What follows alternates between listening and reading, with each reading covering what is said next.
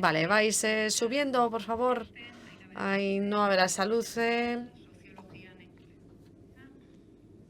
que es trabajadora social y doctora en sociología, ha trabajado en los servicios sociales públicos y ha sido responsable del Colegio Profesional de Trabajadores y Trabajadoras Sociales. Es profesora del grado en Trabajo Social de la Universidad del País Vasco. Hugo Mayor es graduado en Ciencias Químicas por la Universidad del País Vasco y doctor en Biología por la de Cambridge. Coordinador del grupo de trabajo para la puesta en marcha de las PCR en las primeras semanas de la pandemia de la COVID-19. Es promotor y editor del Libro Blanco y de la revista Impacta. Actualmente es Ikerbas Research Professor y director de Impacto Social de la Universidad del País Vasco. Uxue Sugasa es doctora en Ciencias Políticas, profesora e investigadora del Departamento de Ciencia Política y Administración Pública de la Universidad del País Vasco. Parece ser que investiga sobre el desarrollo teórico del enfoque interseccional y sus posibilidades prácticas en el ámbito de las políticas públicas. Esta línea de investigación se complementa con las aportaciones de la teoría feminista y la participación que puede hacer a la acción pública. Forma parte del grupo de investigación Parte Artus. Ainhoa, una doble pregunta para ti. En este momento, nos gustaría saber cuáles son los principales retos de las políticas de empleo e inclusión y cómo puede apoyar esas políticas el fortalecimiento de la evaluación. Buenos días a todas y a todos. Son preguntas, de gran calado y relacionadas, yo creo, con lo que hemos oído hasta este momento, ¿no? Pueden alimentarlas de alguna manera. Hablando de la institucionalización o de la forma de institucionalizar Besaldi, considero que puede ser un modelo a seguir para nuestra comunidad autónoma y para hacer frente a la cuestión de la evaluación. Ya se ha mencionado que Besaldi podéis llevar a cabo este proceso de forma muy definida y en cambio habéis decidido compartir vuestras carencias de alguna manera con los agentes, ¿no?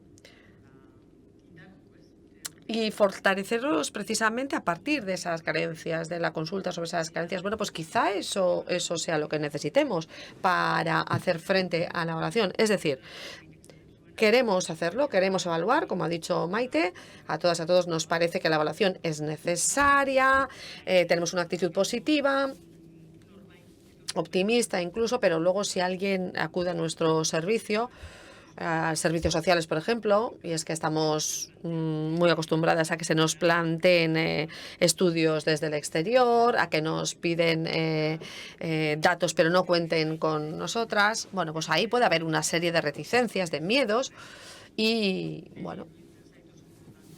yo creo que en ese sentido es muy importante trabajar con el sistema, con los profesionales, entendiendo el sistema de modo muy amplio, no solo la administración pública, sino también todo el grupo de trabajo del tercer sector. Quizá entre todas y todos deberíamos definir qué es lo que queremos evaluar y hacer partícipes a esos grupos, ¿no? A ese grupo, porque si no, van a surgir ahí todos los miedos, todas esas resistencias y el que se sientan evaluados una vez más. Entonces, en ese sentido, yo creo que esa es la parte interesante y necesaria. Es decir, retos, hay muchos, ¿no? Quizá yo puedo traer aquí algunos concretos, pero no sé si queremos entrar en tanto detalle. Por ejemplo, antes han mencionado, quizá no con este término, pero yo quiero traer aquí este término porque me parece muy importante, muy sencillo y ético. Es decir, la coordinación. Estoy hablando de la coordinación. Yo creo que en nuestro sistema de servicios sociales, quizá más que en otros sistemas, porque contamos con una estructura compleja, niveles de atención, primero, segundo, distintos niveles administrativos, por lo cual considero que la coordinación es muy importante, la vertical entre distintos ámbitos administrativos, pero también la coordinación horizontal entre distintos departamentos. Yo creo que, bueno, esto es muy lógico, muy sensato, pero es algo que resulta muy, muy complejo. Y por lo tanto, yo creo que esto es algo que debemos abordar. Y por otra parte, la evaluación en torno a las políticas de empleo e inclusión, pues yo creo que ahí hay algunas especificidades, ¿no? Porque están relacionadas. Por una parte, el empleo es importante para la inclusión, pero solo el empleo no es suficiente para la inclusión. El empleo es una política sectorial, pero la inclusión es transversal. Por lo tanto, el combinar ambas en la medida adecuada, pues es algo que a veces resulta difícil. No podemos decir que una persona está en situación de inclusión porque cuente con un empleo. Quizá hace algunas décadas sí, pero en este momento no. Por lo tanto, también eso es algo que debemos medir y que debemos evaluar hasta qué punto el empleo influye en la inclusión y hasta qué punto son otros elementos los que debemos tomar en consideración. No sé si quieres que siga. Sí, yo creo que queda respondida la pregunta. Hugo, bueno, tú trabajas en impacto social, vienes de esa dirección. Yo no sé si en ese impacto intentáis ir más allá, si interiorizáis de alguna manera que las políticas públicas no siempre son beneficiosas necesariamente. Pero bueno, la pregunta directa sería la siguiente. ¿Cómo puede contribuir la academia a la medición, la evaluación y la comprensión de esas políticas públicas, ¿no? Y a socializar esos efectos o esas consecuencias? Sí, yo acudo aquí como director de impacto social. Os agradezco que me permitáis participar. Bueno, a mí me gustaría hablar primero de dónde se ubica la academia, ¿no? Antes de profundizar más. Yo creo que es importante no olvidar que la academia en algunos momentos se entiende como el santuario del conocimiento, ¿no? Pero como una torre de marfil aislada de la sociedad. Y de ahí viene, por ejemplo, el conflicto entre el Gown and Town de las universidades de Oxford y Cambridge, ¿no? Como si hubiera intereses diferentes. Es un debate que viene de lejos, ¿no? De la Edad Media. Pero yo creo que la academia debe ser un faro de alguna manera para difundir ese desarrollo que se hace, ¿no? El desarrollo del conocimiento. Yo creo que eso es algo que debemos subrayar. ¿Y cómo colaborar? Pues a través del método científico, en esas 5 fases que habéis comentado. Está lo quanti, lo quali, luego la participación, la gobernanza. Eso hay que tenerlo en cuenta. En otros ámbitos eso no lo cuestionamos, ¿no? No es algo que tenemos que inventar, como has dicho, Maite, ¿no? Tenemos claro que este trabajo es un trabajo que hay que hacer. Por ejemplo, en el ámbito de la salud, antes de que un fármaco se distribuya, pues hay algo que hay que hacer ex ante, es decir, identificar debidamente el mecanismo de esa molécula, se hacen ensayos clínicos para ver su validez, y en las políticas públicas quizá no se puede hacer ese ex ante y se hace ex post, es decir, una vez que está hecho el trabajo, ver cómo incide, cómo contribuye al beneficio de la colectividad, pero quizá podríamos ir más allá. Este año en concreto se presentó una propuesta de modificación de la LOSU. Se habla de crear unos nuevos ámbitos regulatorios para probar de alguna manera las leyes, pero testeándolas previamente en unos ámbitos muy concretos, a modo de experimento, para ver si funcionan, ver qué es lo que funciona y qué no. Bueno, yo creo que podemos contribuir desde la academia en ese tipo de líneas, ¿no? En la teoría del cambio, ahí, bueno, pues se puede poner el foco en qué es lo que hay que medir. Es decir, ver cuál es el input necesario para hacer las cosas y eso tenemos que medirlo, pero tenemos que medir también lo que se hace en realidad y, cómo no, los cambios que genera eso que hemos hecho. Y luego, ¿qué indicadores son los que reflejan el bienestar de la sociedad? ¿Qué impacto tienes en ese bienestar? ¿Qué transformación se da en el bienestar de la sociedad? Y todo eso es mucho más complejo, mucho más difícil. Es decir, medir el bienestar, el nivel de bienestar de las personas y definir los indicadores correspondientes, pues es difícil. Pero tenemos que empezar siempre desde la flexibilidad y haciendo camino. Muchas gracias. Uxue, combinando un poquito lo que ya se ha mencionado, lo que ha surgido a partir de las preguntas, bueno, te voy a lanzar varias cosas, luego ya concretaré la pregunta. Estamos hablando de impactos, pero no solo en las personas beneficiarias, sino también en la totalidad de la sociedad. Las políticas públicas, en definitiva, en ocasiones vienen a solucionar problemas que no son públicos, sino procedentes del mercado, ¿me entendéis, verdad?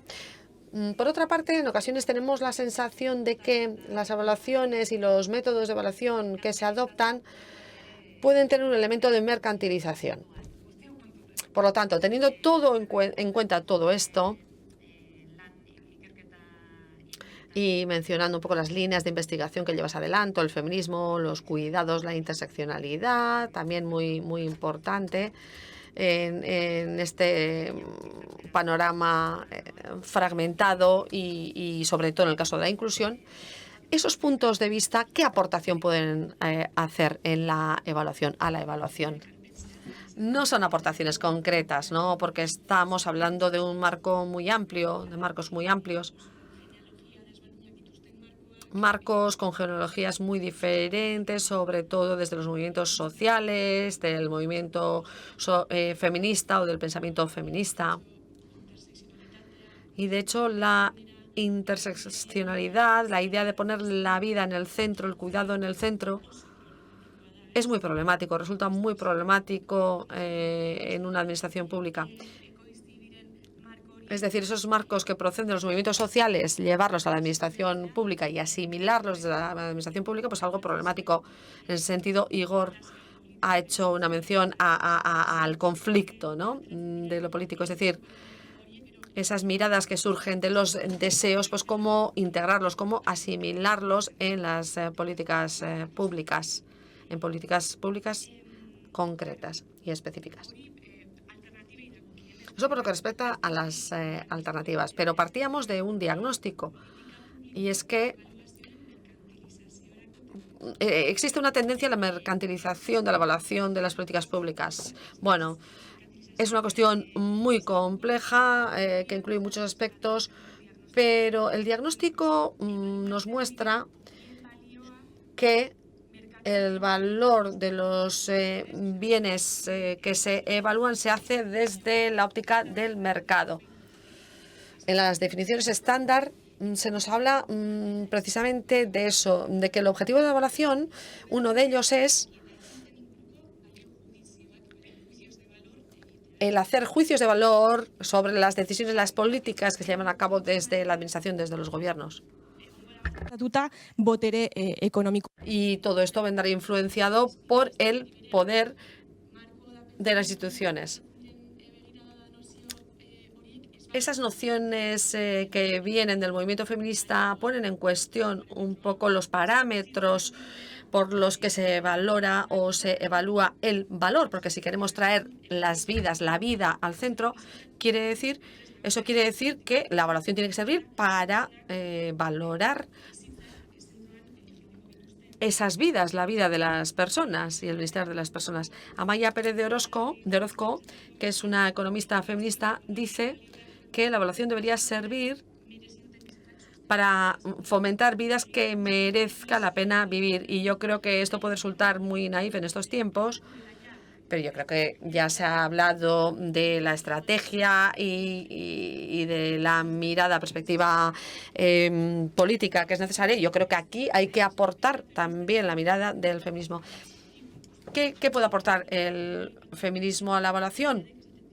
Pues que la evaluación no es únicamente un trabajo técnico. Sí, claro que hay aspectos y evaluaciones que tienen que ver con la parte técnica, con las herramientas, con la estadística, etcétera, pero que es sobre todo un trabajo, una tarea política.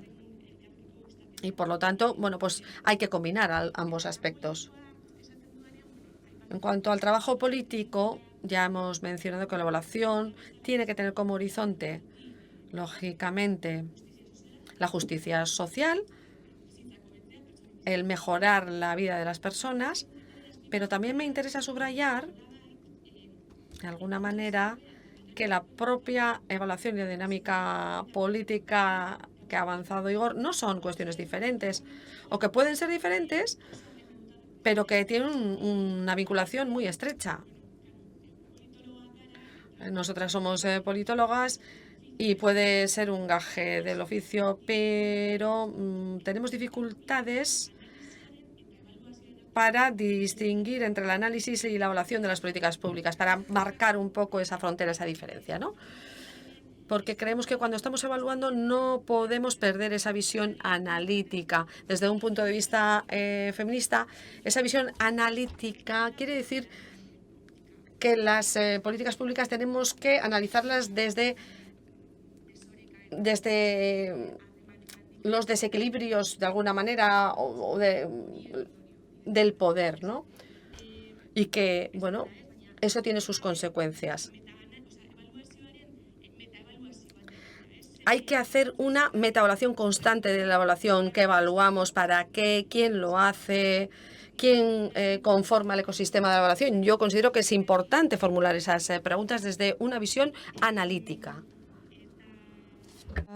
Igual hemen utziko dut, igual usatzen ari naiz.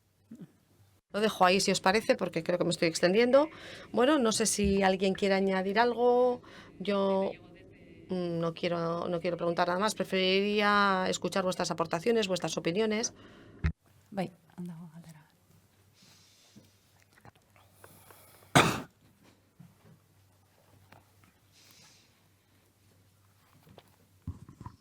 Aupa, kaixo. Mi esker, tanik.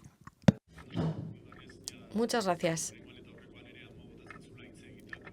Bueno, ya he visto que Fernando quería que la gente hablara y que nos lanzaba ahí la pregunta. Me doy por aludido. Bueno, yo quisiera subrayar que aquí estamos hablando del ámbito político cuando hablamos de evaluación, y eso nos interpela a quienes nos dedicamos a la ciencia en torno al conocimiento. ¿Qué es conocimiento? Nosotros no creamos conocimiento. Bueno, ahí hay relaciones de poder que ha mencionado Usua, pero ahí hay que cuestionar el rol del experto, ¿no? Porque, claro, los evaluadores ofrecemos un diagnóstico, pero hay que tener en cuenta desde dónde observamos esa realidad, esa evaluación, desde la universidad, ¿qué autoridad nos aporta eso? Yo creo que en esas 5 fases que se han mencionado había una cuestión que estaba si se pueden utilizar luego esos conocimientos o esas evaluaciones, si se pueden hacer luego, se pueden tomar decisiones informadas. Porque, bueno, yo he analizado una serie de evaluaciones y me he encontrado con evaluaciones que no lo eran, porque no han podido cambiar nada, no se han podido aplicar. Horrek suposatzen den guztiarekin, zer hemen asko zaudete asko eta asko, erabakiak hartu. Pero aquí hay mucha gente que tiene que tomar decisiones. Aquí se ha hablado de sociólogos. Y bueno, yo soy sociólogo. Bueno, esto es una discapacidad que tengo, porque me limita en otros muchos ámbitos. Ayer me corregirá, pero yo creo que han hablado de sociólogos como periodistas lentos. Sí, vale, pues igual es así, ¿no? Pero ¿qué pasa aquí? Que tener los datos no es suficiente, luego hay que mojarse. En ese sentido, la evaluación puede tener un valor añadido, o podría ser útil si distintos agentes lo hicieran suyo, ¿no? a lo largo del proceso. Es decir, si trabajamos de manera que venga un experto y nos diga si lo estamos haciendo bien o mal, por ahí vamos mal, ¿no? Y vosotros habéis participado en procesos participativos, pero bueno, a mí me da miedo a quién se le da voz, bueno, qué papel cumple, si todos tienen el mismo peso o no. En todo caso, la evaluación tiene un reto, como dicen los juristas, es que se haga en tiempo y forma. Porque si no, estamos intentando entender una realidad, pero no vamos a ayudar. Tenemos que entender, sí, pero tenemos que acompañar también, porque hay muchas respuestas que se tienen que dar en el momento, porque si mañana me traes el informe ya no me vale, ¿no? La información la necesito hoy, con todas las dificultades que eso acarrea. Muchas veces me viene la imagen del hámster, ¿no? Cuando decimos lo de, estamos haciendo muy bien, lo que estamos haciendo muy bien y tal, pero ahí hay una serie de hitos que sería incidir en las personas, en la justicia social, como has expresado, Ursua. ¿Qué papel tenemos en ese impacto social? Porque, bueno, seguimos trabajando en el impacto académico, pero aquí tenemos otro reto, que es el de impacto social. Y como decía José Ramón, y acabo con eso, perdonadme, que esa aportación que podemos hacer lo tenemos que hacer junto con muchos otros agentes y no debemos monopolizar, pero el garantizar la autonomía sería lo más importante. La libertad es la que debemos hacerlo y en términos de justicia social eso no es fácil hacerlo porque esas personas que no tienen voz hay que intentar concedérsela también porque si no vamos a seguir imponiendo nuestras verdades y yo creo que ahí están los retos y esta es la reflexión que yo quería compartir con vosotras y vosotros.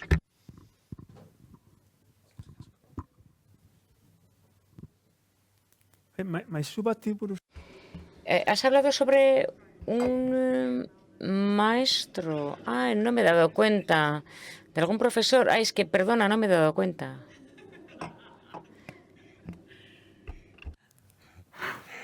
Oizen zan Xavier xixatzeko modu bat. Esa es una manera un poco de meterse con Xavier, ¿no? De azuzar un poquito a Xavier. Sí, a ver si se anima. No. Xavier, si no hablas, luego lo vas a notar.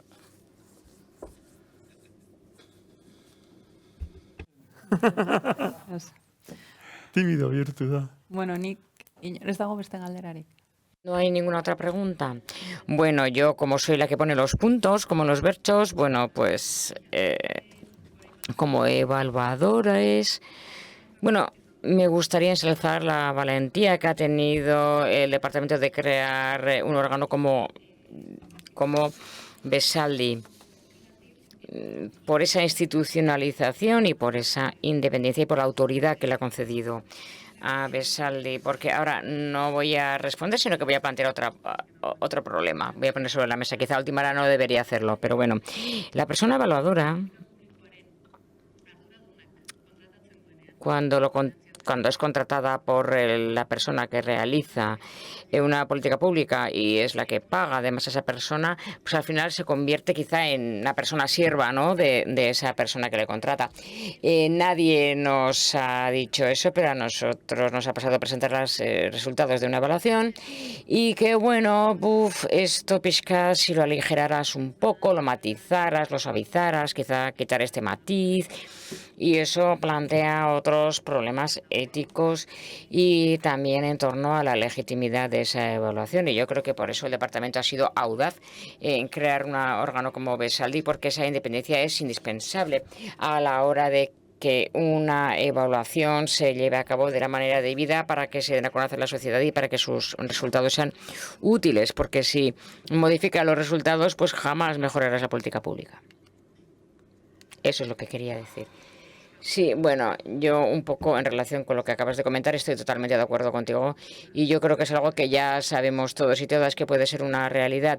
Y en este sentido, yo, si estamos hablando de tipos de evaluación, pues no veo que las políticas públicas no se lleven a cabo en ese modelo externo de evaluación. Eso no quiere decir que las políticas públicas en un momento dado no necesiten ayuda externa, pero en colaboración, no para realizar una evaluación total y luego para que traigan el informe. Yo creo que sí, debe existir colaboración, pero desde dentro el sistema en sí mismo es el que tiene que realizar el camino de la evaluación. Y las profesionales, en la medida que participan de este proceso y en la medida que tengan otras funciones y competencias, también la evaluación tiene que insertarla en su labor cotidiana, o tenemos que intentar por lo menos hacerlo todos y todas, y no tanto que vengan desde fuera a evaluarnos desde el mundo externo, sino que yo tengo que ser parte también de la evaluación, yo misma, y también tengo que ser parte de esa política pública, y en eso ayuda a la legitimización de la evaluación y a no tenerla como algo que fuera contrario a mí, sino que yo también evalúo desde dentro, yo también lo hago y también lo hacemos dentro del servicio. Sí, lo que decía Maite, esa cultura de la autoevaluación, esa conciencia de la autoevaluación. Yo, en primer lugar, tal y como ha mencionado Ainhoa, diría que la actitud no tiene que ser realizada por el Estado, es decir, o la burocracia, la que sea, pero la institución es la que tiene que llevar a cabo la evaluación. Sobre todo porque es una evaluación en torno a la institución, y si no la hace y si reparte las cartas, y yo creo que también eso está bien, porque sirve y es útil trabajar junto con otros para poder difundir esa cultura de la evaluación. Yo creo que hay que marcar bien cuáles son los criterios de evaluación. Hace unas semanas estuvimos en una charla junto con unos consultores, con Fernando, con algunos expertos de la Complutense. ¿Y qué es lo que se mencionó? Bueno, a menudo, si el encargo no está bien marcado políticamente, si a los consultores nos dicen que lo hagamos y no sabemos lo que tenemos que hacer y qué es lo que quieren en realidad, al fin y al cabo la cadena que surge de ahí desvaloriza el sentido de la evaluación. Es decir, no es un encargo donde ante el mismo ves que los datos no están bien establecidos o que no está sacando bien la foto, sino que los criterios, no tienes criterios para la foto, pues la evaluación al final es muy borrosa. Yo creo que si no se pone en marcha una visión napoleónica, al menos hay que marcar una visión política de manera clara. Yo no lo controlo bien, pero creo que aquí en Guipúzcoa hay una serie de ejemplos concretos si se plantea la evaluación para el cambio, es decir, evaluación anual. Y la evaluación tiene que mostrar qué tipo de criterios tenemos que modificar. Y yo creo que ese es el camino. Y terminaría con una cosa. Dentro del ámbito universitario, la universidad a menudo, y necesitamos fondos, y también la competitividad, etcétera. La universidad se ha convertido en muchas ocasiones en una consultoría más. Y si estás dentro de ese ámbito de la consultoría, voy a decir lo mismo. Sí, en la Universidad del País Vasco es la institución, es el Estado, pero si dentro de la competencia estás viendo a ver qué tipo de fondos encuentras para esto, para lo otro, pues para encontrar los fondos, pues vamos al mismo lugar al final. Yo quiero decir que Besaldi, en la actitud que ha planteado con respecto a la Universidad del País Vasco, no tiene que ver con ello. Y yo creo que eso es. Yo llevo 20 y pico años en la universidad y es el ejemplo, no sé cómo decir, pero me parece que es el ejemplo más honesto a la hora de plantear a la universidad que necesita recursos y que tiene que hacer un encargo político concreto. Y eso es que lo quiero agradecer públicamente, porque en muy pocas ocasiones se ve algo parecido. Sí, bueno, sí, eso es un poco lo que quería decir. Yo, por alusiones, yo diría que hay maneras diferentes de poner en marcha la evaluación. Para mí es indispensable la imparcialidad y también el tener independencia. Luego cada modelo tiene sus ventajas y sus desventajas también, que hay que medir. Pero eso por un lado. Y por otra parte también lo que habéis mencionado, es decir, algunos ejemplos malos. Yo creo que detrás de ello lo que hay es el no creer en la evaluación. Es lo que en realidad significa. Y eso es lo que tenemos que cambiar. Y eso es algo que no podemos hacer, porque si no ponemos todo patas arriba y todos los esfuerzos quedan en nada. Al fin y al cabo, ¿para qué hacemos la evaluación? ¿Para que quede bien en una foto? Bueno, pues eso no es la cultura de la evaluación. Yo no practico esa cultura porque estoy totalmente convencida que fomenta la cultura de la evaluación y porque no he encontrado todavía nada así, Pero antes ya he indicado que junto con ello tenemos que ser audaces. Si el objetivo es decir que todo está bien, ¿para qué hacemos la evaluación? Y si algo no está bien, ¿por qué le tenemos miedo a que se muestre tal y como es? Porque quizá no tiene soluciones, no tienes una hoja de ruta adecuada, pero ¿para qué hacemos la evaluación? Pues para contar con datos concretos para poner en marcha hojas de ruta. Si las cosas están mal, seguro que habrá, pero eso es algo que está bastante extendido, pero no solamente en el ámbito político, porque en la política la ponemos siempre en duda, pero no solamente en la política, sino yo creo que en la sociedad en general está bastante extendida esta idea. Y ahí tenemos que realizar una reflexión personal, algunos desde donde nos encontramos, desde nuestra posición, y ser honestos. Para abundar un poco en el tema, el no creer en la evaluación es no creer en el método científico, es lo mismo. Y existen evidencias que marcan o te marcan que esto tiene una serie de consecuencias, el querer ser ciego y tú, por ejemplo, cuando ves que un fármaco no es adecuado y es perjudicial, pero como ya está en el mercado, pues vamos a cambiar un poquito el fármaco y vamos a decir que es bueno, pero la gente se está muriendo. Yo creo que es un ejemplo que puede servir.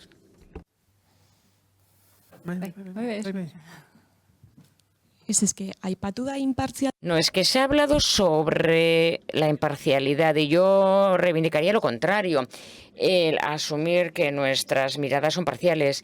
Y yo ahí, desde la mirada feminista, una de las aportaciones que se hace a la evaluación es que la objetividad pura no existe y que nuestra mirada, la manera que tenemos de mirar al mundo, estará condicionado desde nuestra propia ubicación social, donde nos encontramos, por el color de la piel, por el origen, la clase, el género.